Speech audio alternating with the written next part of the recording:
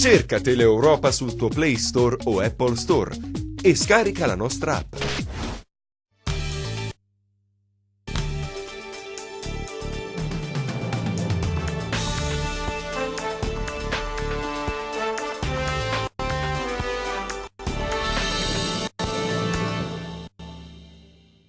Stasera parliamo di economia, parliamo di impresa, l'avete già visto inquadrato il nostro ospite Giuseppe Nola, un imprenditore che ha sulle spalle una lunga militanza nell'imprenditoria calabrese. Grazie per essere qui, buonasera.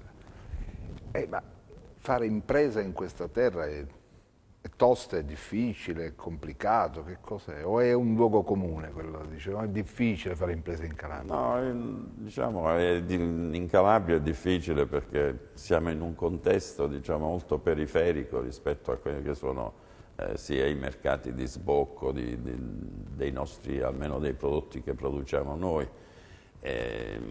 Qualche problema anche di tipo ambientale, qualche problema infrastrutturale, non pochi, diciamo, perché anche questi, diciamo, pesano notevolmente per la logistica della distribuzione dei nostri prodotti. Sono 50 anni che fa questo mestiere. Noi è 50 anni che facciamo questo mestiere. La cooperativa che rappresento, il gruppo, diciamo, di imprenditori che rappresento, è 50 anni che le nostre società hanno 50 anni di vita, quindi, diciamo, operiamo da molto tempo. Ma i problemi sono quelli di ieri? I problemi sono cambiati notevolmente perché, ecco, per far capire bene un po' al telespettatore, diciamo, un po' quelli che sono i problemi di oggi, forse dobbiamo fare un pochettino di excursus storico di quello che è avvenuto in agricoltura, diciamo, un po' in generale in Europa, diciamo, e in Calabria anche in particolare.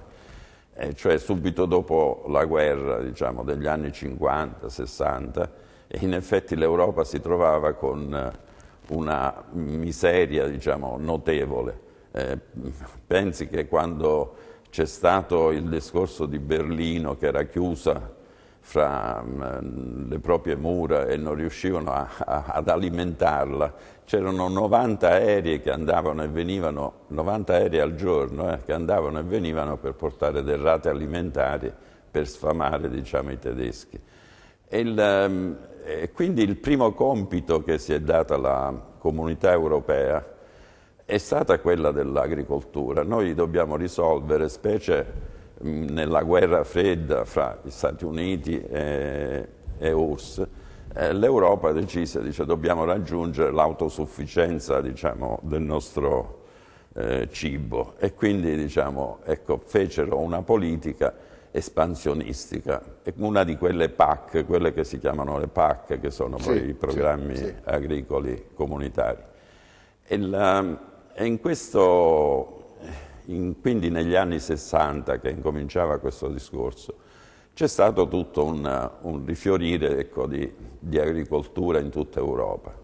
Questo è durato 10-15 anni e in effetti in questi 10-15 anni, che poi anche noi abbiamo utilizzato questo filone in quegli anni, nella piana di Sibari e quindi qua vicino, in questo filone,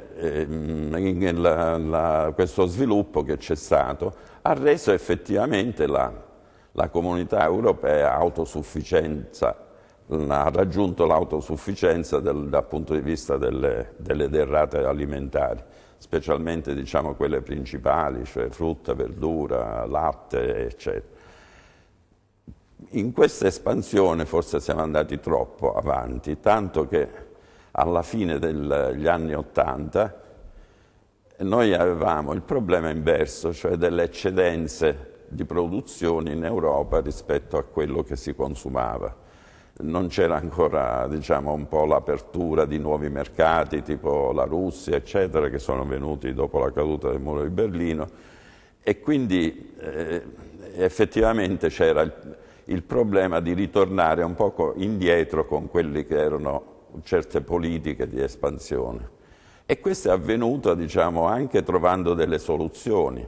Una per il settore del latte, per esempio i tedeschi una delle prime cose che fecero le quote latte famose. Sì, nel diciamo, si è messo a regime, ha fatto una programmazione. Tu produci questo, non puoi produrre più di questo. Precisamente, quindi delle quantità che non dovevano essere superate. Però la nostra agricoltura è sempre Ecco, noi che nella piana di Siberi siamo stati nel filone dell'espansione, perché in quel periodo là, diciamo, quelli che erano dei terreni che erano seminativi, diciamo, a poco reddito, a basso reddito, li abbiamo trasformati e quindi abbiamo avuto anche la possibilità di essere un osservatorio di questa espansione che c'è stata in Europa, perché fra l'altro la nostra scelta iniziale è stata quella di andare subito all'estero, cioè non vendere in Italia, perché l'Italia era il giardino d'Europa in quel periodo là, e quindi c'era molta concorrenza interna. Quindi Russia... Abbiamo pensato di andare subito in Germania, in Olanda, Francia, Inghilterra, Svezia. Abbiamo un po' evitato la Francia, perché la Francia è molto nazionalista, fa entrare pochi prodotti, protegge molto i suoi prodotti, e poi, diciamo, anche se il mercato era aperto. E quindi abbiamo vissuto anche tutto quello che è stata la grande trasformazione della distribuzione dei prodotti, quindi la grande distribuzione in Germania, che è avvenuta molto prima di quello che è avvenuto poi in Italia. Diciamo che ancora forse in Italia c'ha da fare ancora delle tappe, un percorso ancora da completare. Invece là in Germania, per esempio, quindi gruppi grossissimi che rappresentavano anche il 20% del mercato, cioè una quota di mercato in un solo gruppo che rappresentava il 20% del mercato alimentare. Quindi c'è stata, diciamo, una sorta di età dell'oro dell'agricoltura. Precisamente, c'era anche una richiesta enorme di prodotti. In questa richiesta enorme, in questo filone, ci siamo inseriti anche la Calabria noi. Si è inserita. Calabria si è Quindi inserita. allora sembrava fosse, come dire, la strada che avrebbe consentito alla Calabria, diciamo, di crescere. Ma ha consentito, perché, ripeto, nella piana di Siberi si è trasformato, oltre che l'ambiente umano, ma anche l'ambiente, diciamo, proprio naturale, nel senso che da una pianura, diciamo, di seminativi più o meno secchi, eccetera, siamo passati diciamo, a un paesaggio che è completamente differente. Diciamo. Mi ricordo Belluscio di Altomonte scriveva, lui che aveva una penna molto facile, scriveva delle belle cose sui nostri pescheti fioriti, eccetera, proprio sotto Altomonte, fino ad andare poi verso il mare. Nello stesso tempo c'è stato, più importante della Calabria, c'è stato il distretto, siamo riusciti anche a fare il distretto agricolo di qualità nell'ambito della... E poi che cosa è successo col passare del tempo? Ecco, invece poi, finito questo periodo, diciamo, dove eravamo arrivati all'autosufficienza, ha coinciso un pochettino il cambiamento delle politiche europee, che si sono rivolte in agricoltura, che ancora oggi, diciamo, ha un peso nell'ambito del bilancio europeo. Quindi parlo di un 35-40% del bilancio europeo è dedicato all'agricoltura. In questo periodo si è detto dobbiamo cambiare completamente sistema, e quindi si è guardato molto alla salubrità del prodotto, all'ambiente, a come si produceva, al benessere animale, ecco, a tante di queste cose, per cui, diciamo, si davano degli aiuti in questo senso qua, cercando di far ridurre il più possibile le produzioni. Per cui è stato per noi un grosso freno questo discorso qua, perché mentre eravamo in una fase di espansione, diciamo, ecco, c'è stato questo cambiamento da parte della comunità, delle politiche comunitarie. Contemporaneamente poi nel 2010, 2008, diciamo, 2009 è arrivata anche la crisi che tutti conosciamo, e quindi, diciamo, ecco, questo discorso ci ha comportato, diciamo, ecco, un grosso freno di espansione, perché la nostra intenzione era cercare anche un po' di allargare oltre la nostra zona anche in altre zone. I cittadini hanno ascoltato in questi anni una montagna di milioni di euro della comunità europea, anche destinati all'agricoltura, a far crescere l'agricoltura in Calabria, a renderla competitiva. Ha funzionato questo tipo diciamo, il discorso è che alcuni li hanno fatti funzionare, perché ripeto, noi abbiamo anche un po', diciamo, siamo stati soci dello Stato, della Regione, diciamo, in molte nostre operazioni, perché ci dava degli aiuti e quindi ci sentivamo, diciamo, quasi in società con lo Stato nel realizzare determinate cose. Molti hanno truffato però. Come? Molti hanno truffato. Ecco, molti invece, diciamo, ecco, sono stati spesi male, diciamo, molti dei soldi che sono arrivati dalla comunità. Non solo, ma ecco, da noi c'è stato un grosso difetto, non solo forse da noi, ma diciamo, da noi in modo eclatante, il discorso che si è badato molto ad andare sul singolo e mai di fare, diciamo, ecco, un'opera, una spesa, diciamo, sul discorso di creare delle filiere, un progetto complessivo che riguardasse un'intera filiera. Le dico subito, diciamo, noi abbiamo i nostri prodotti, sono l'olio, il latte, un po' di latte abbiamo, poi un po' di frutta, gli agrumi, ecco, sono i settori nostri più importanti qua in Calabria, diciamo, quelli che fanno poi PIL. Ecco, il settore dell'olio, per esempio, ancora siamo lontani da raggiungere, diciamo, una situazione ottimale, perché ci arrivano degli aiuti in modo singolo a ognuno, però nessuno che pensa a un progetto, diciamo, di filiera che metta insieme, diciamo, un po' queste produzioni e cerchi di promuoverle, di commercializzarle, eccetera. Io più volte dicevo anche a livello regionale, ho detto, se viene un grosso importatore di olio dal Canada, diciamo, ecco, un italo-canadese che vuole portare l'olio italiano là, non siamo in grado di indicargli uno che gli possa, diciamo, ecco, fare quindi una produzione di piccole nicchie, piccole nicchie, diciamo, e si è continuato un poco a fare. Le faccio l'esempio, quest'anno, l'anno scorso, che sono usciti i primi bandi sul nuovo POR, dove noi avevamo insistito notevolmente sul discorso di cercare di favorire discorsi di filiera, quindi la filiera olivicola, la filiera frutticola, la filiera lattiero-casearia, eccetera. E l'unico bando che non è uscito è il bando delle filiere. Quindi ancora oggi non abbiamo il bando. Perché? Come? Se l'ho chiesto perché? Sì, è chiesto, diciamo, facciamo prima quello delle aziende, poi quello dei giovani, poi quell'altro, poi arriviamo. E intanto abbiamo perso i soldini?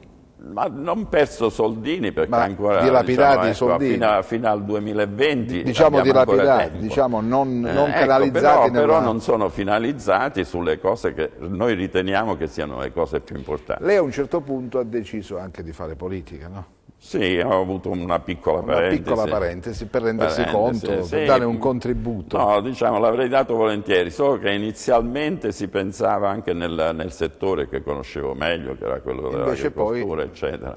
E poi invece, diciamo, un po' per un discorso forse di conflitto, di interessi, eccetera, perché continuavo io logicamente a fare l'imprenditore.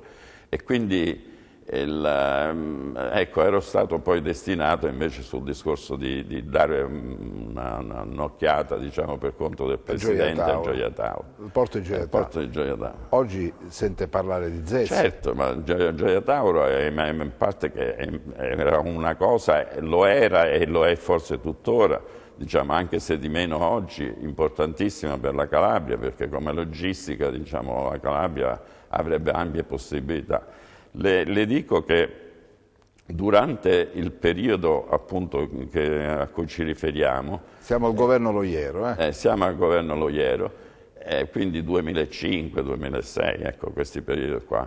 Gioia Tauro svolgeva un ottimo servizio per tutti i porti italiani, che erano quasi tutti quanti in crisi, e grazie a Gioia Tauro, siccome le navi piccole, che potevano essere caricate dalle navi transoceaniche a Gioia Tauro, venivano ricaricate i container sulle navi piccole, potevano arrivare a Genova, a Napoli, a Salerno, a questi porti, e ha dato molto vigore, molta linfa Gioia Tauro a questi porti, tanto che oggi questi porti devo dire che stanno avviati abbastanza bene, tanto che addirittura Genova ha superato adesso in termini di container la stessa Gioia Tauro. Mentre Gioia Tauro... Ecco, però Gioia Tauro, diciamo, oltre a svolgere questo servizio a livello nazionale, diciamo, in effetti non svolgeva, diciamo, per la Calabria, per il suo territorio, eccetera, cosa che poteva fare solamente se avesse avuto, diciamo, un po' di infrastrutture in più. Gioia Tauro aveva una concessione con una multinazionale, diciamo, tedesca, prima genovese e poi che è diventata tedesca, diciamo, la quale aveva la concessione di 50 anni del porto e che chiedeva grossi investimenti su Gioia Tauro, giustamente, diciamo, per cercare di aumentare le proprie produzioni. Però contemporaneamente erano gente difficile con cui trattare. Seconda cosa, diciamo, si erano spesi un sacco di soldi per la zona del retroporto, che sarebbe la zona industriale, diciamo, di Gioia Tauro, dove lì di infrastrutture ce n'erano ben poche, anche avendoci speso notevoli soldi. E poi non c'era stata fatta nessuna promozione per portare aziende, diciamo, ecco, a usufruire di questa infrastruttura Lei, stessa. dopo si è insediato, ha cominciato a osservare il porto di Gioia Tauro, cercare di Sì, capire cercare di capire, cosa sì, certo. fare. Fra l'altro ero molto amico già in precedenza con il vecchio autorità portuale, quindi diciamo, già avevamo iniziato certi discorsi. E l'unica cosa era che appunto bisognava, diciamo, un pochettino scuotere qualche cosa là a Gioia Tauro, sia politicamente e anche a livello nazionale stesso, perché ragionare con una multinazionale come poteva essere quella che attualmente aveva la concessione, che ancora attualmente ha la concessione del porto di Gioia Tauro, si fanno a livello di governo, non è che è difficile farlo a livello, ecco, sia di un sottosegretario e sia anche a livello regionale. Lei però, dopo aver lavorato per qualche mese proprio sul porto di Gioia Tauro, disse al Presidente diciamo, il discorso è un discorso difficile. Mi fermo qui. Mi fermo qui perché quando non si può dare un apporto... Perché è così difficile lavorare per rilanciare il porto di Gioia Tauro, secondo me? Ma ripeto, perché ci sono delle incrostazioni che è difficile smuovere, che sono di ogni genere, tipo politico, di ogni ecco, a parte di natura ambientale. Di natura anche ambientale, devo dire che era notevolmente difficile. E oggi però non ero spaventato solamente No. dal discorso ambientale, ma ero, diciamo, vedevo la mia opera, diciamo, un po' non particolarmente utile, per cui ho detto forse è meglio che ritorno a fare l'agricoltore, che so fare meglio. E quindi non... Sente, quando oggi sente parlare di ZES? ZES sono, ecco, molte di queste diciamo, operazioni erano state anche richieste in quel periodo, erano state cercate. Ma lei ci crede? Ma io credo che se non si dà un impulso di tipo differente, diciamo, al discorso di Gioia Tauro, anche tutte queste piccole agevolazioni che si possono avere anche col discorso delle... Sono cose utili, non è che voglio dire, però non sono, secondo me, determinanti, diciamo, a cambiare da così a così. Senta, si era chiesto perché questa regione continua a lamentare questi ritardi, continua a arrampicarsi quasi sugli specchi, non riesce sì, ad avere... sono ritardi che in parte, diciamo, sono di tipo regionale, molti ritardi devo dire che sono anche a livello nazionale. Lei pensi che attualmente non riusciamo forse neanche a dare i contributi che dovrebbero arrivare fissi, che fra l'altro è una cosa molto sciocca, nel senso che diciamo, attualmente molto del POR è dato ad ettaro terreno, quindi dovrebbero arrivare agli agricoltori senza nessuna grande istruttoria, eccetera.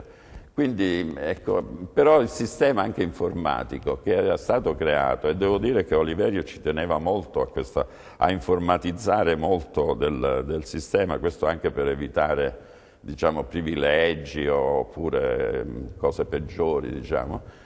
Per evitare questo, diciamo, il sistema informatico, però sembra che in Italia, nonostante la nostra scienza vada avanti, eccetera, per fare un sistema informatico che ci sembra ad occhio che sia molto semplice, diciamo, doverlo fare, è molto complicato, ma non solamente in Calabria, anche a livello nazionale abbiamo dei ritardi notevoli nell'erogazione di questi soldi, cioè gente che ha incassato in Spagna gli stessi soldi che noi ancora non abbiamo incassato, diciamo, dopo 2 o 3 anni, loro l'hanno incassati 2 o 3 anni prima, sullo stesso POR 2014-2020. Ma quando pesa la burocrazia? Ecco, tutto questo pesa notevolmente perché blocca. Il fattore tempo, ecco, nelle regioni non viene calcolato, invece il fattore in economia è un fattore determinante.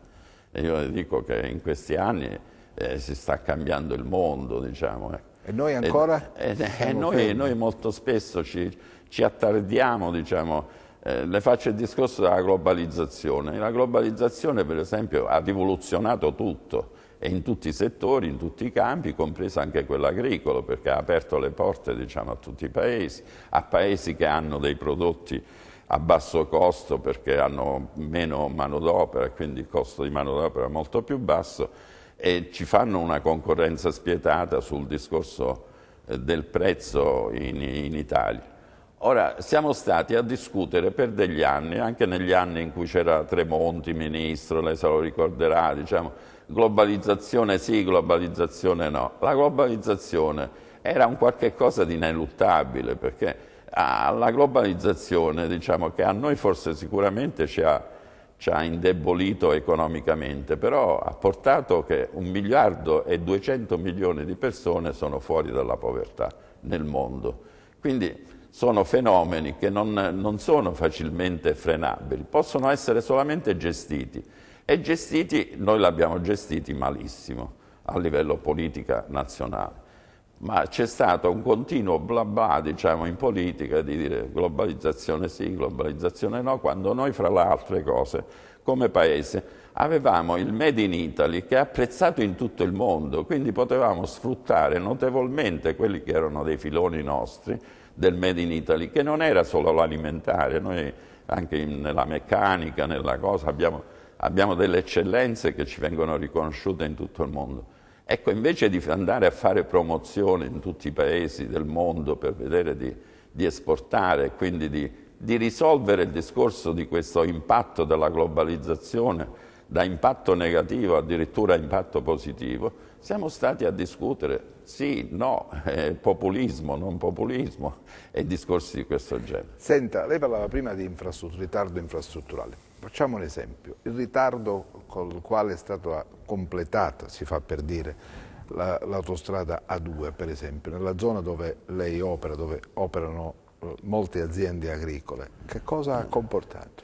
Ma a noi un vantaggio grosso non ce l'ha portato, perché noi stiamo aspettando invece da più anni il collegamento con l'Adriatica, perché fra l'altro molti dei tir che carichiamo noi, diciamo anche nella zona, ma che vengono anche dalla Sicilia, non riescono a fare il Pollino, la salita del Pollino, perché gli costa moltissimo in termini di carburanti e di gasolio, oltre che proprio, diciamo, sono pendenze fuori dal normale, quella di arrivare in pochi chilometri a 1000 metri di altezza, che poi è il punto più alto dell'autostrada di tutta Italia, è Campotenese. Quindi preferiscono fare l'Adriatica, però l'Adriatica ci dobbiamo noi agganciare, e abbiamo anche dei pezzi invece della 106 che fra l'altro dovevano essere appaltati, poi come tutte le cose da noi escono fuori, diciamo, i sindaci, i proprietari, quello, quell'altro, e stanno bloccando, perché i soldi sembra che ci siano adesso per il CIPE li ha deliberati, quindi dovevano già partire, hanno fatto addirittura già gli espropri per fare il pezzo almeno Sibari-Lucania, diciamo, i pezzi non fatti della 106 per andare al nord. Ecco, quello ci favorirebbe notevolmente, e devo dire che quel tratto di strada che non è stato fatto ci ha isolato notevolmente. Qual è la 556, 57 mi pare, quella che... Sì, è la 500, sì, no, adesso... Che è rimasta lì. Sì, quella è per andare dall'autostrada fino a Sibari, e poi c'è da Sibari che quella che collega l'autostrada a Sibari è ancora lì, perché quell'altra è quasi alla al termine. Quella che invece con l'autostrada a Sibari è ancora lì, ferma perché la società è fallita. Era fallita la società, dopo è venuta un'altra società.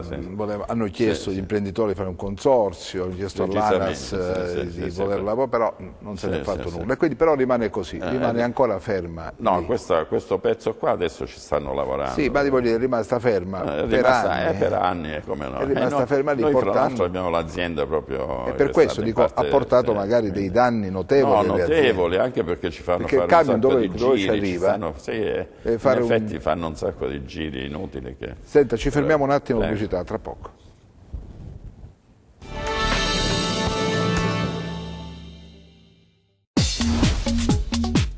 Cerca Teleeuropa sul tuo Play Store o Apple Store e scarica la nostra app.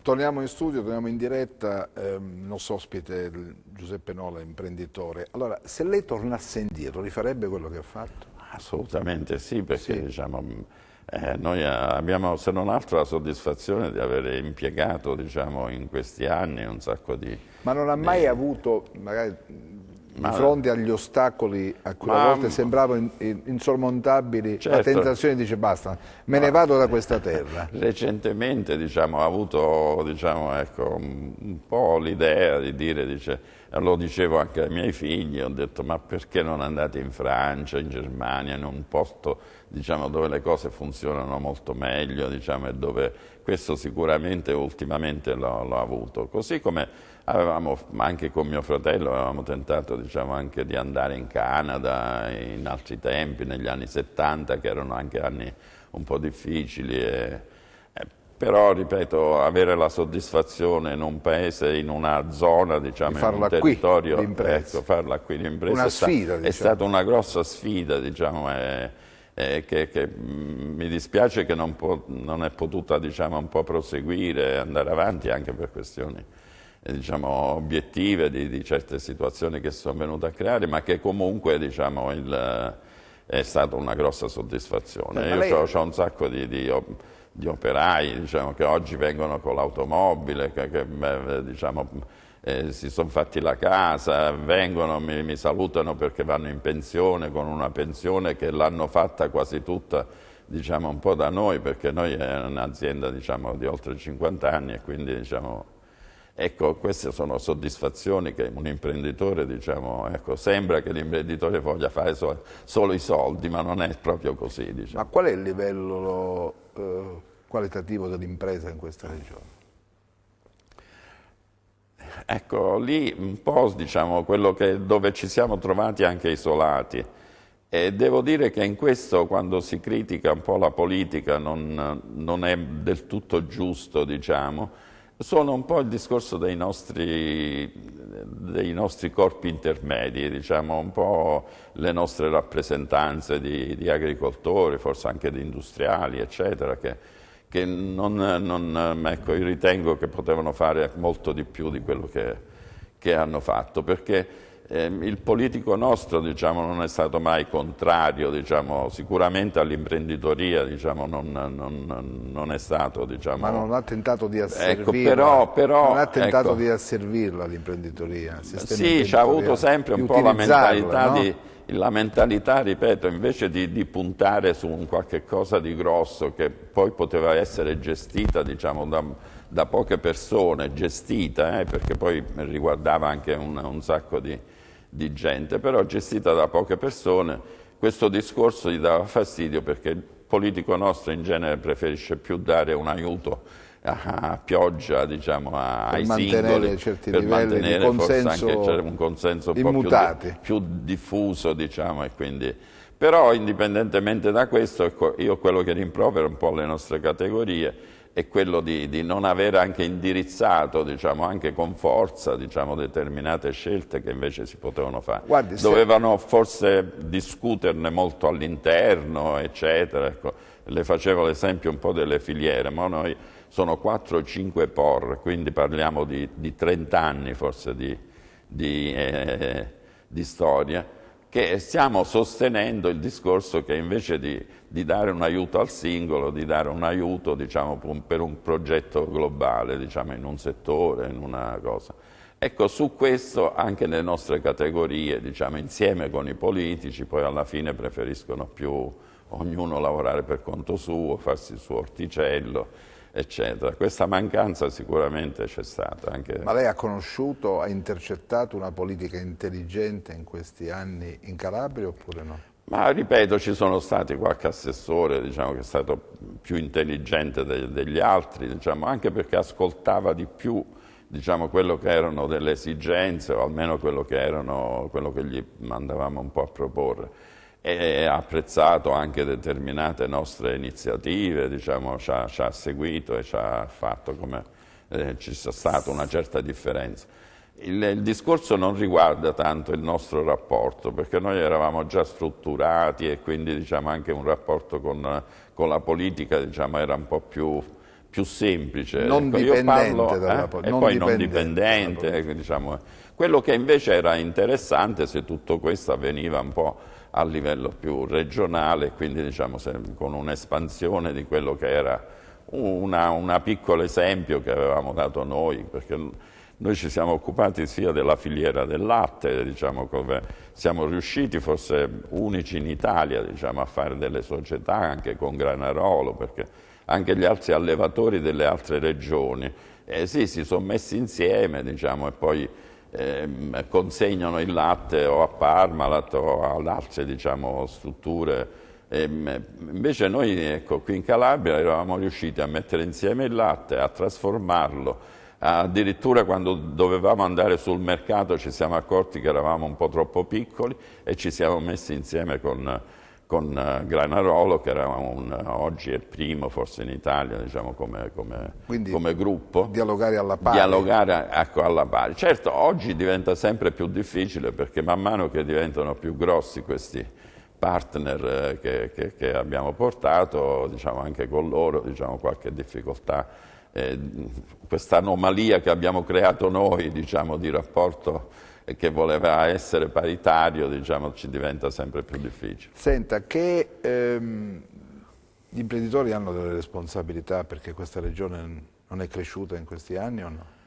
Sicuramente, diciamo, le colpe non sono solamente né dei politici né solamente degli imprenditori, diciamo. Sicuramente l'imprenditore calabrese, che poi, diciamo, partiva anche da una situazione un po' particolare, diciamo, perché tenga presente che da noi è molto frazionato il discorso dell'agricoltura, abbiamo medie di 3-4 ettari, diciamo, a famiglia, quindi è difficile considerare la possibilità che ci siano state, diciamo, da parte degli imprenditori. Poi alcune aziende un po' più grosse, diciamo, ecco, anche lì dovevamo vedere un po' di spingere meglio e quindi di dare degli indirizzi, perché io penso che i corpi intermedi abbiano una funzione notevole, diciamo, nell'incidere nella politica. Se non ci riescono vuol dire che è colpa anche loro, quindi si devono fare un po' di dibattiti all'interno di questi corpi intermedi, fare delle scelte e vedere di imporli anche ai politici, perché i politici, da noi non c'è stato quasi nessuno che ha detto sì, no, così, sono sempre stati abbastanza, diciamo, aperti a nuovi suggerimenti, anche se poi era difficile da parte loro portarli, diciamo, anche diciamo, ad attuazione, perché ci sono anche i loro problemi. Sente, quanto ha inciso il sistema del credito alla mancata crescita di aziende che sono rimaste, alcune sono rimaste piccole, sì, altre hanno chiuso, per sì, esempio, no? Io sul credito, diciamo, come esperienza personale, diciamo, è del nostro gruppo, che è abbastanza vasto e quindi è un buon campione.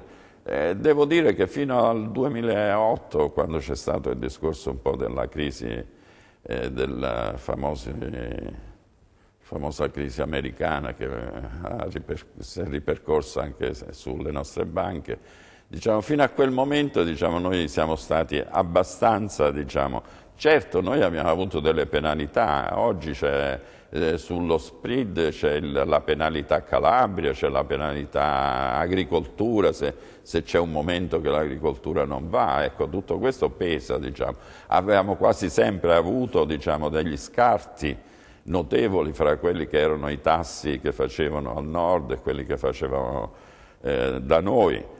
Però indipendentemente da questo c'era, diciamo, una certa apertura, diciamo, al credito.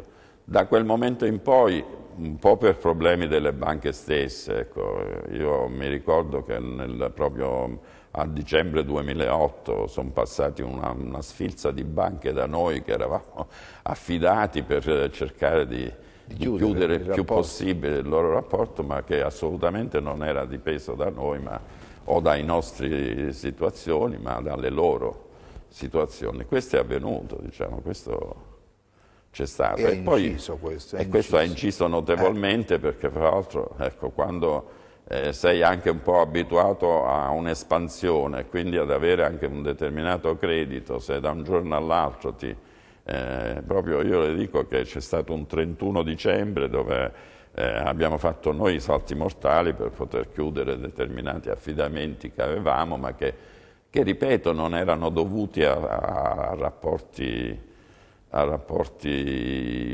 sulle situazioni nostre, ma che avevano invece dei problemi. Parlo Montepaschi di Siena, eccetera, tanto per fare nome e cognome. Senta, però mi faccia capire una cosa. Lei, quando ha accettato la proposta di essere parte di un progetto politico, far parte di un progetto politico, pensava dall'interno di poter, no, incidere, di mettere in campo esperienza, quindi know-how, quindi capacità di vedere le cose, della lettura dei problemi che ha il sistema delle imprese in questo. Ci ha pensato, faccio questo perché posso in qualche modo poi. Sì, solamente che, diciamo, anche lì la mia posizione, diciamo, anche nell'ambito proprio della giunta, dove io fra l'altro ero stato nominato sottosegretario, significa essere nominati dal Presidente. Allora, questo rapporto col Presidente. Però è una cosa completamente differente da uno che viene eletto dal popolo, perché se fossi stato eletto dal popolo mi sarei anche, diciamo, un po' sentito in dovere, diciamo, sia di rimanere sicuramente per tutta la legislatura, non solo, ma anche di portare avanti quelle che erano, diciamo, certe idee che potevo avere, e anche con forza. È una cosa invece essere nominati dal Presidente, per cui, diciamo, alla fine uno può ringraziare il Presidente se non riesce a incidere su determinate cose, lo ringrazia e rimette il suo mandato, se non. Ma ha trovato un ambiente chiuso, un ambiente. Io ero l'unico, anche lì, ripeto, anomalo sia per il fatto di essere sottosegretario, ma anche come imprenditore, perché tutti gli altri erano tutti politici, diciamo, di professione. E su questo, a essere sincero, ho cercato anche a quelli che erano, fra l'altro, tutti, devo dire, una giunta molto qualificata, quella che aveva messo sullo Iero, perché c'era allora Principe, Lalo Moro, diciamo, gente proprio veramente. E quindi su questi, diciamo, ecco, ho cercato di fare leva, nel senso, dice, vediamo di muoverci, perché mi rendo conto che non tutta la Calabria è contenta di questa nostra politica un po' lenta, diciamo, che è in questo senso qua. Però ecco, su questo ci avevamo un po'. Ci ha un po' creduto. Sì, avevamo, diciamo, un po' delle visioni differenti. Il fattore tempo per me è importante. Ecco, per la politica no. Per la politica non sempre. Non sempre. E non è riuscito a modificare questo modo di pensare. Ma lì bisognava essere molto bravi a coagulare, a fare, a dire, diciamo, per dare una mano allo Iero, non è assolutamente, perché lo Iero, fra l'altro, era una persona molto aperta, molto. E quindi voglio dire, è rimasto un po' di amaro in bocca? Sì, secondo me, diciamo, ecco, non va assolutamente per un carattere come il mio, diciamo, che ho cercato nella mia vita più di fare, forse certe volte senza pensare, ma lei ha capito perché la Calabria. Sì, anche un po', diciamo, sì. Ma ripeto, non è un problema solo della Calabria, la Calabria ha anche altri problemi che purtroppo l'affliggono e che la rendono ancora, diciamo... Senta, quanto pesa la criminalità organizzata, per esempio? L''ndrangheta? Ma io Quanto penso pesa? che in alcune zone, in alcuni territori un po' di meno sicuramente. Noi, devo essere sincero, nella nostra zona siamo riusciti a fare quello che abbiamo fatto perché non ha pesato, diciamo, relativamente, o se no come in tutti gli altri posti d'Italia. Invece in alcune zone sicuramente pesa perché lei fa cronaca, quindi diciamo tutti i giorni noi sentiamo un po' quello che ci racconta lei, comuni che vengono commissariati per mafia e quello e quell'altro, e alla fine diciamo, pesa notevolmente. Senta, Io ho cercato tantissime volte imprenditori del nord con cui avevamo rapporti o per acquisto di macchinari o di quello, con cui avevamo fatto amicizia diciamo stretta, di cercare di dire perché non facciamo una cosetta qua in Calabria, fra l'altro ci sono aiuti, quello, quell'altro. Non c'è stato verso di portarli, erano così spaventati da quello che sentivano in televisione o in coso che... Perché poi venendo da noi si rendevano conto che almeno nel nostro territorio non c'era niente di tutto questo. Però ecco, c'era un lavaggio del cervello anche a livello nazionale che... Avete mai pensato di espandervi in altre aree della Calabria? Abbiamo cercato di farlo, diciamo, perché poi noi abbiamo cercato di dare, c'erano delle produzioni di fragole sulla Mezia e come gruppo nostro abbiamo fatto una piccola centralina sulla Mezia che l'abbiamo data poi in fitto a questi qua e loro ci fanno passare il loro fatturato e la commercializzazione attraverso la nostra società. Era gente diciamo, che erano bravi a fare le fragole erano pure buone, però diciamo, non avevano la possibilità diciamo, un po' finanziaria ed economica per poterlo fare. E l'abbiamo in uno dei nostri progetti anche a livello nazionale, qualche progetto l'abbiamo fatto a livello nazionale, ci avevamo inserito questi discorsi, così come è avvenuto per Crotone, dove lì ecco, il discorso un po' ambientale ci ha bloccato notevolmente, ecco, sia a noi e sia agli agricoltori che in quella zona poi avevano aderito per fare qualche cosa insieme. Quindi vi siete fermati a Crotone? Ci siamo che proprio fermati regolarmente. Che è successo? Ma è successo che diciamo, un po' quelli su cui dovevamo contare noi per le produzioni da commercializzare diciamo, un po' sono venuti meno perché significava per loro assumere personale, assumere cose che non erano, per loro era considerato questo una rivoluzione per le loro aziende e quindi diciamo, ci siamo accorti che non era possibile diciamo, operare in modo con un minimo diciamo, di buonsenso e di legalità che era cioè la criminalità organizzata lì credo stretto d'assedio? Credo che lì detti parecchio, insomma è più sentito. Insomma. Si avverte? Si avverte. A sentire la Ma sua ripeto, presenza. io non è che stavo a Crotone, quindi, però i nostri diciamo, corrispondenti di Crotone, eccetera, ci dicevano che era molto più. Per cui a un certo punto abbiamo evitato di continuare. Quindi immagini l'imprenditore Certo. a cui lei ha proposto di venire Ecco, quindi a quindi lavorare in Calabria. ma io lo volevo portare qui un po' nella zona nostra che era un po' più tranquilla, perché poi fra l'altro quando venivano trovavano bellissimo tutto, i monti del Pollino, vedevano queste meravigliose Senta, la Calabria ha montagne. tutto, ha bellezze Sì, naturali. bellezze naturali, eccetera. Ma perché secondo lei non riesce? Perché i nostri giovani vanno via? Sì, e questo è veramente una cosa incredibile, perché anche su Cosenza si è fatta una bellissima scelta, mi ricordo quando c'era il discorso della regione, il capoluogo di regione, la sede regionale, eccetera. Noi abbiamo scelto l'università ed è stata sicuramente una scelta vincente. Però adesso tutti questi laureati che escono e che sono costretti, diciamo, ecco, le dico un esempio. Un'azienda come la nostra, a un certo punto 3-4 giovani laureati dell'Università di Arcavacata vengono da me e mi dicono dottor, noi vorremmo fare una determinata cosa, che volevano fare un impianto di biogas con gli scarti delle potature dei nostri alberi. E io ho detto domani mattina facciamo una società e incominciamo ad affrontare il problema. È una società dove loro si sono insediati, ci hanno dato una mano anche a noi per fare un sacco di impianti di fotovoltaico e di biogas, non biomasse che volevano fare loro. Quindi diciamo, ecco, adesso sono impiegati, hanno una loro società, fatturano, sono arrivati a fatturare anche 6-7 milioni di euro all'anno, nei momenti in cui si riusciva a lavorare molto di più. Vivono bene, diciamo, in questa società, in cui noi gli abbiamo dato un supporto, diciamo, di tipo finanziario. Loro ci hanno messo le loro capacità, perché sia con l'istituto di meccanica qui ci avevano rapporti. Ecco, questo era un modo per... Quanti curricula riceve al giorno di gente che vuole lavorare? Di lavorare adesso un po' di meno, perché diciamo, c'è un po' di crisi generale e lo sanno un po' tutti, ma prima c'erano in parte tutti i sindaci della zona, perché non era un discorso...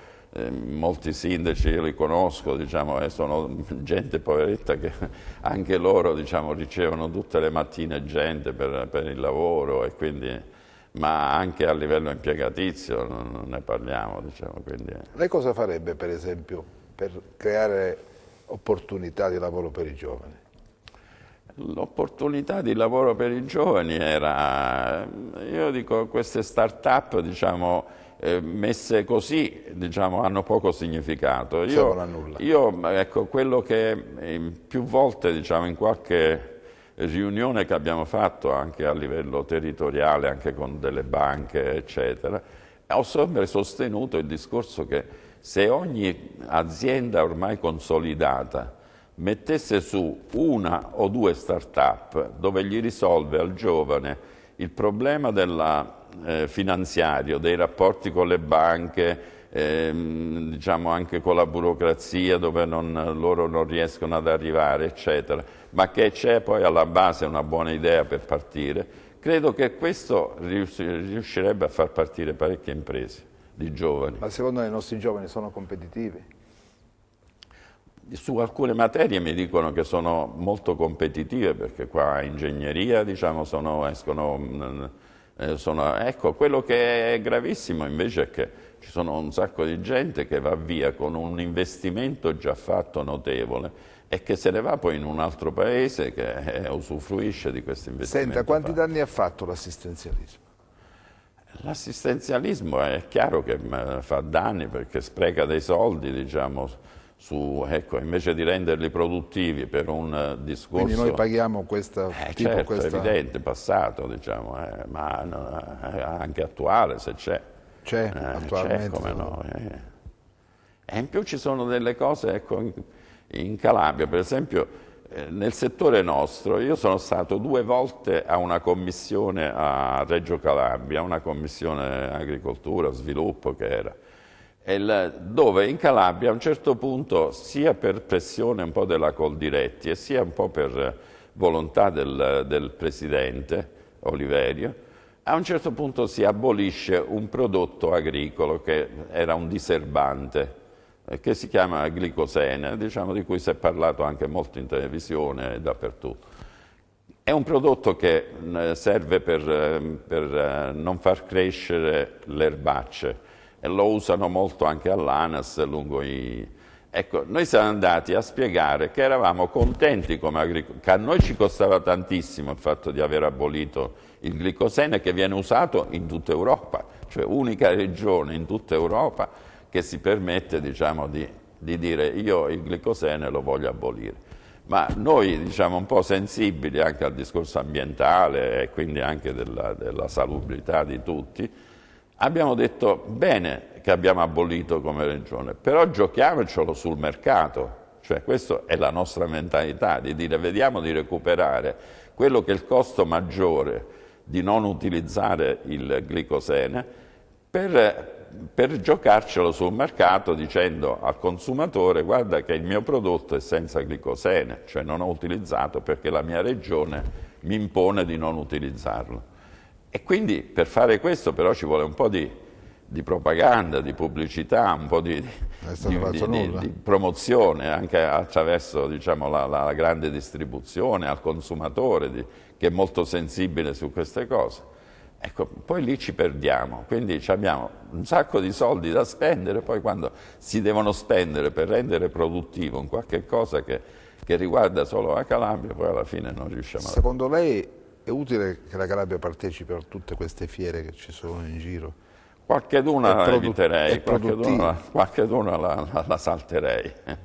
Qualcheduna la salterei innanzitutto per le fiere, diciamo questo per esperienza nostra. Noi non avevamo se non quelle agricole, diciamo, come esperienza. Adesso invece ho avuto un po' di esperienza anche in quella del vino, che è un prodotto, diciamo, un po' più diffuso e diverso, diciamo, da quello che può essere la frutta. Le esperienze migliori si hanno in alcune fiere dove ci vanno solamente gente che vuole comprare, non pubblico, cioè i fornitori, quelli che dopo diventano clienti, diciamo, nostri. E quindi è molto ristretto ed è lì che si fanno gli affari. E le altre invece? Le altre diventano vetrine. delle belle fiere, così, fiere come quelle nostre che facciamo nei paesi, diciamo, molte delle fiere. Però investiamo tanti soldini. Però investiamo tanti soldini, ecco, e lì invece dovremmo vedere di andarci preparati alla fiera, perché alla fiera per andarci preparati significa chiamarsi un po' di buyer prima per incontrarli in quella fiera, avere già degli accordi preparati, diciamo, per questi incontri, altrimenti diventano, ecco, una passeggiata. E negli anni, insomma. E negli anni se ne sono fatte di passeggiate. Ovunque nel mondo. È vero, è vero. Magari arrivi lì con una bottiglia di vino e dici siamo questi, ma non è questo, non è così che si fa. Non è così si fa. Fermiamo la pubblicità tra poco.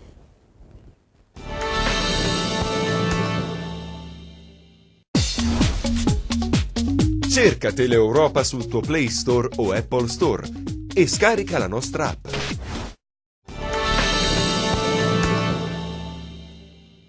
Allora, torniamo in diretta. Allora, abbiamo parlato di agricoltura, ma c'è anche un altro settore che dovrebbe essere, no? Un fiore piazzato qui, all'occhiello, che è quello del turismo. Certo. Mi faccia capire perché. Quello del turismo sono cose veramente strane perché, ripeto, io qualche volta che sono andato per esempio in Tunisia, no, a Gerba, e ho visto dei villaggi meravigliosi, chilometri e chilometri di alberghi, aerei che vanno e vengono, aeroporti fra l'altro in condizioni veramente pietose, cioè non tipo il nostro di Lamezia, diciamo. E nonostante questo, diciamo, non riusciamo a ingranare. Cioè, uno è che bisogna capire che le nostre coste dovrebbero essere a disposizione di tutti e non di tante villette che sono state costruite un po' dappertutto e che hanno purtroppo rovinato, diciamo, anche le nostre coste.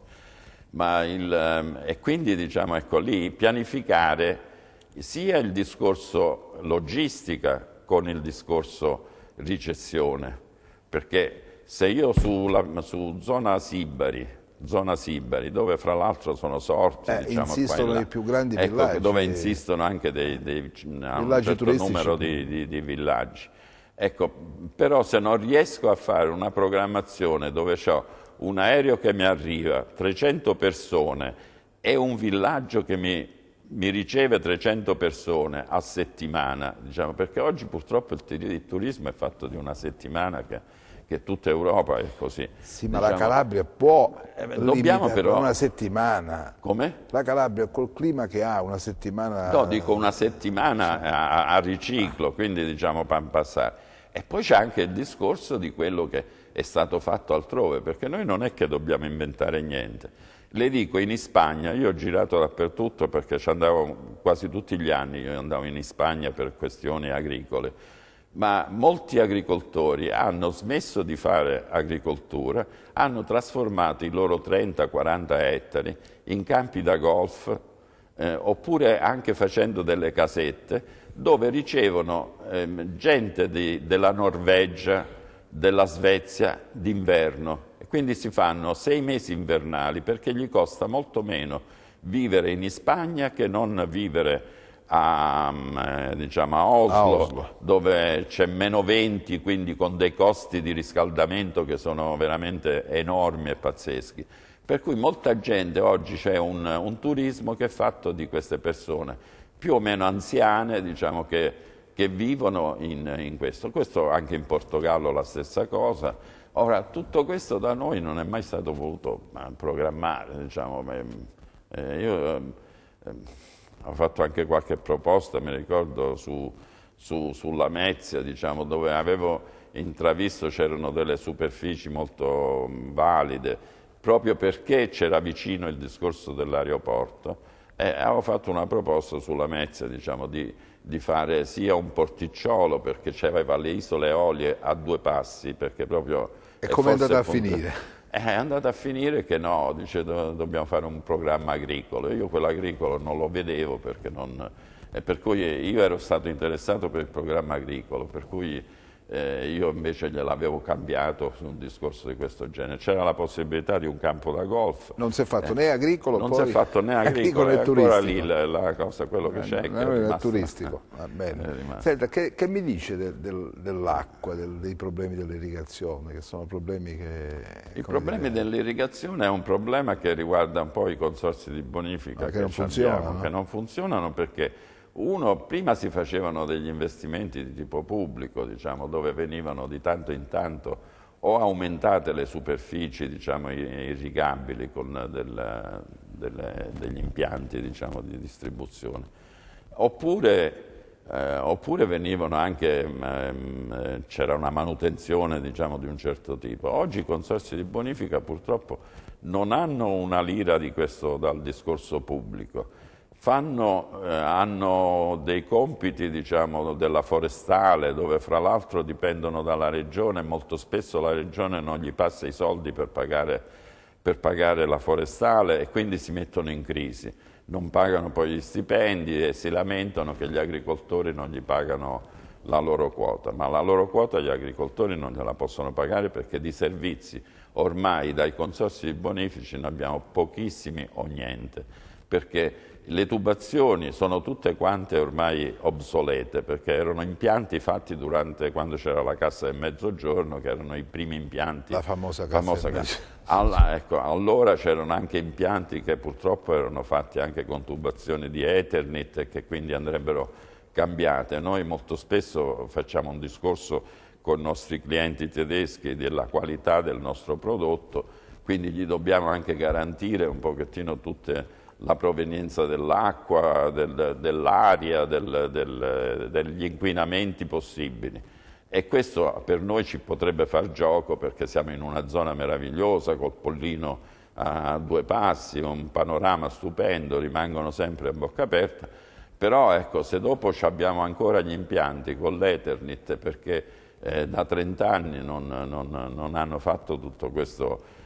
E su questo, diciamo, noi per esempio proprio come Confagricoltura e come Unione ho sempre consigliato di non partecipare noi nei consigli dei consorzi di bonifica perché purtroppo nei consigli insomma E quindi cosa fanno questi consorzi di bonifica? I consorzi di bonifica oggi che cosa fanno? Alla fine, diciamo, ecco, fanno il minimo indispensabile, qualche manutenzione, ma molto ridotta, diciamo.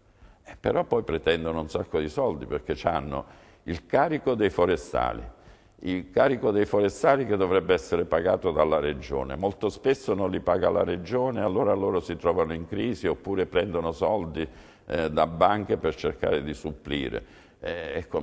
C'è un caos e noi, ecco, abbiamo più volte fatto la proposta che se li prendessero la provincia o la regione, diciamo, li gestisse direttamente loro, perché almeno, diciamo, abbiamo la provincia ormai non sa nemmeno provincia non è più, sì, ma in Puglia per esempio hanno fatto molti la proposta non per la provincia, ma adesso ma la provincia è un altro mondo però dal punto di vista, no? Dell'organizzazione agricola.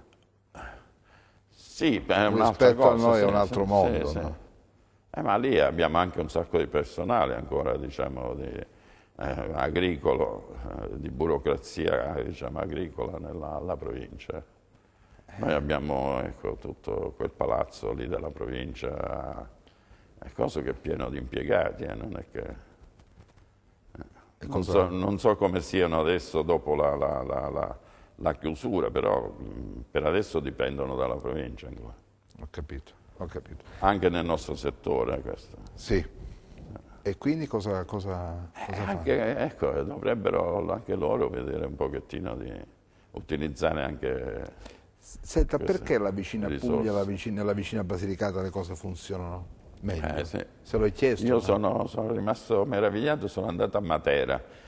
Io a Matera ci andavo parecchi anni fa, ecco, e mi sembrava un po' come il mio paesino, che è Cassano, diciamo, Matera. Questa era più o meno la dimensione di Matera. Ci sono stato recentemente, le dico che è qualcosa di straordinario quello che è stato fatto a Matera, che è un paese, ripeto, agricolo, senza infrastrutture perché non c'era neanche un trenino che arrivasse, però sta cambiando tutto il mondo là. E questo dispiace perché alcune cose si potrebbero fare benissimo anche da noi. Senta, che idea ha dell'immigrazione? Sull'immigrazione io penso che diciamo, abbiamo anche un problema demografico nostro che abbiamo, che noi stiamo diminuendo è vero che non possiamo solo dire che diminuiamo come italiani e aumentiamo diciamo, gente di fuori, però ho la sensazione che diciamo, se vogliamo mantenere certi ritmi dobbiamo anche avere diciamo, un po' del lavoro straniero, eccetera. Questo dal punto Lei di ha vista... lavoratori stranieri? No, io no, perché diciamo, noi un po' siamo stati sindacalizzati fin dall'inizio, per cui diciamo quasi tutti quanti sono italiani e continuiamo ad avere... Senta, che pensa invece Però ecco, anche lì per esempio c'è stato il discorso del caporalato. Questo, dello sfruttamento. Ecco, dello sfruttamento. Quella è una zona molto colpita. È una zona che abbiamo fatto anche delle riunioni, ripeto, con CGIL, anche con il Ministero dell'Agricoltura, quando si faceva la legge sul caporalato, perché noi eravamo molto interessati su questo discorso, perché la nostra zona, che non era quella diciamo, di altre zone, anche della Calabria, tipo Rosarno, dove lì c'era molto più.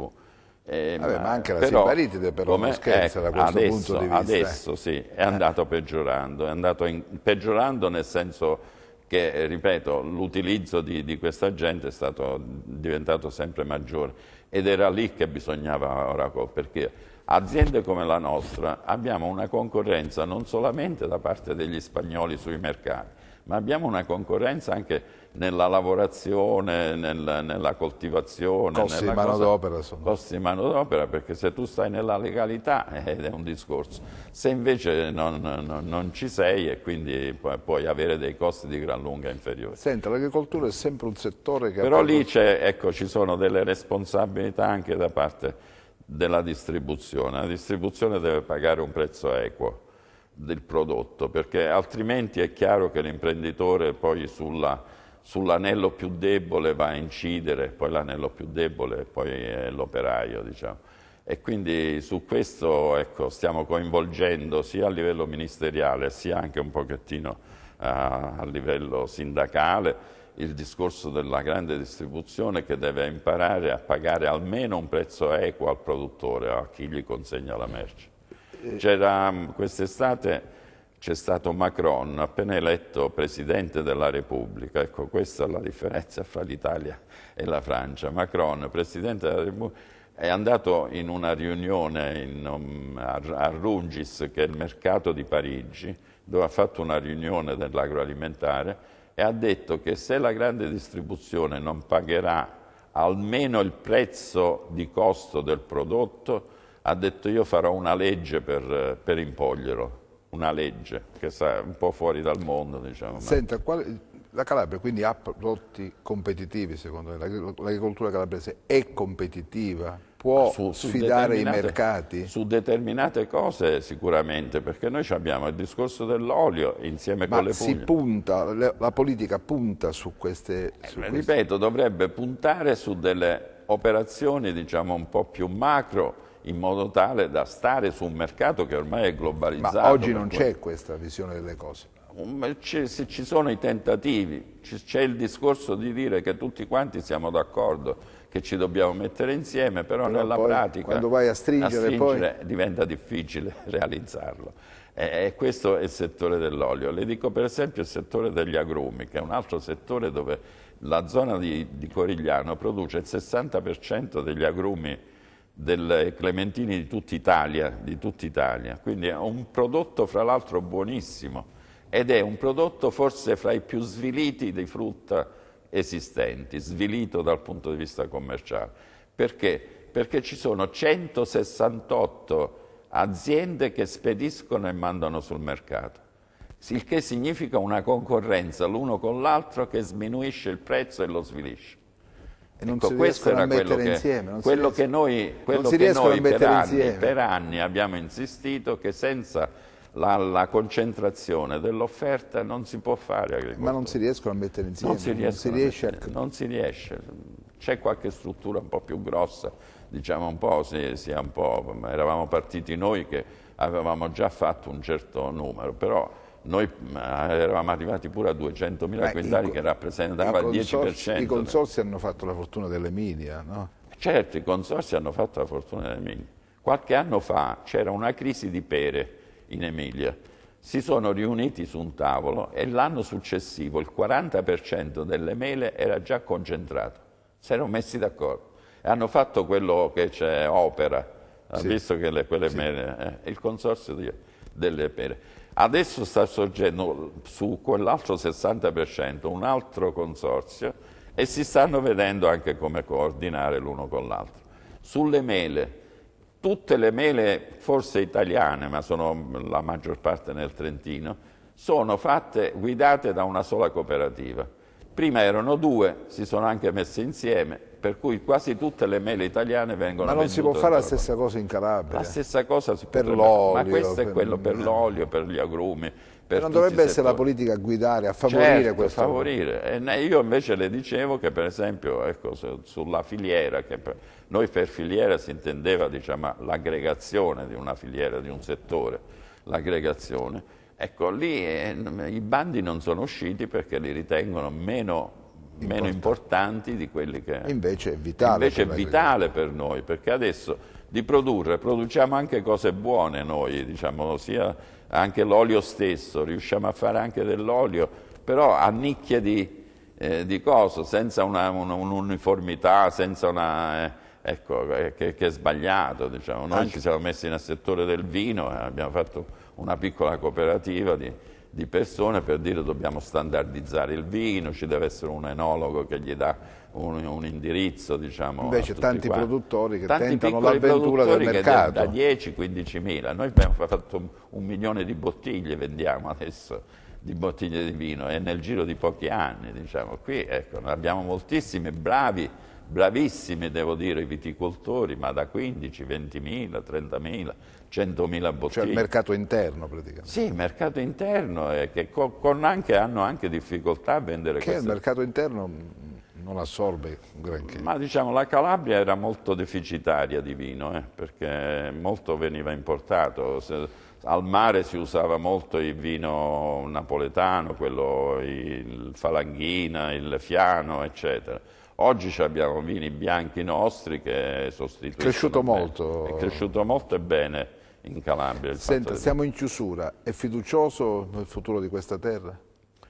Ma io dovrei averla per forza, la fiducia, e la devo anche trasmettere ai miei figli, perché fra l'altro la terra è difficile spostarla da una zona all'altra, per cui devo avere fiducia che in Calabria qualche cosa Se lei potesse un giorno dire, vabbè, diamo la possibilità di scegliere una cosa da immettere in questa regione per farla crescere, cosa metterebbe? Io un po' di capacità, diciamo, umane, perché diciamo, ecco, a livello regionale, per esempio, se avessimo dei funzionari che sono abituati a trattare con Bruxelles, con questa gente, diciamo, ecco, abbiamo proposto queste cose qua noi. Magari qualche giovane in più. Però anche loro mi dicono che qua è il discorso pure sindacale è bloccato, non fanno entrare gente di fuori, anche lo stesso Presidente non può assumere nessuno.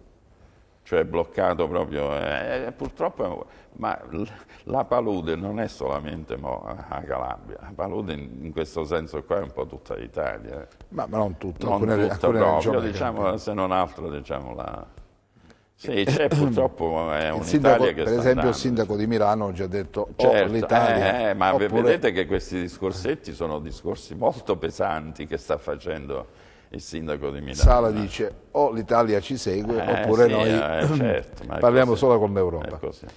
Grazie per essere stato con noi. Grazie a voi invece dell'invito. Ci ha raccontato cose interessanti. Mi ha fatto piacere, diciamo, un po'. Noi ci vediamo domani, sempre alla stessa ora. Arrivederci.